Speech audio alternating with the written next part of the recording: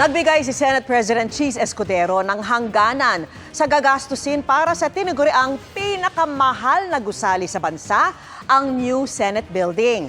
Sabi niya, hindi ito dapat lumampas sa 31 billion pesos.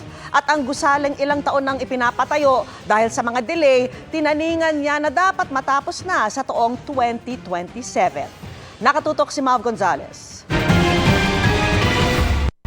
Ininspeksyon ni Senate President Cheese Escudero ang itinatayong new Senate building kanina. Tingin niya, walang overpricing. Para sa akin, wala namang kung may magrereklamo, doon namin naharapin yun. Pero para sa akin, hindi ko trabaho maghanap ng butas. Trabaho ko tapusin yon sa pinakamababang gastos na pwede namin gawin base sa pagkakakita ko sa building kanina dahil yung floor area mismo ay malawak naman talaga. Hindi ko pipiliin yung ganda. Pipiliin ko mas mura at praktikal. Wala na tayong magagawa. We simply have to make do with what we have. Dati nang sinabi ni Senador Alan Peter Cayetano na lalabas na ito ang pinakamahal na gusali sa Pilipinas. Kung si Escudero ang papipiliin, kahon na lang sana ang disenyo ng gusali. Hindi gaya ng itsura nito ngayon na may 4 na tower. Pero dahil nakatayo na ang towers, trabaho na lang aniya ng Senado na tapusin ito. Base sa una naming iniulat na Multi-Year Contractual Authority o MICA ng proyekto, lumalabas na nasa 8.9 billion pesos ang Phase 1. Ang kontrata para sa Phase 2 ay nasa 2.5 billion, habang may inilaang budget sa Phase 3 na mahigit 10 billion pesos. Isasama pa rito ang halaga ng biniling lupa na nasa 1.6 billion. Sa huling report ng DPWH sa Senado noong isang buwan, aabot daw sa 31.6 billion pesos ang magiging halaga ng new Senate building kapag natapos. Sabi ni Escudero, hanggang 31 billion lang dapat ito umabot, kasama na ang lahat ng gastos kabilang ang lupa.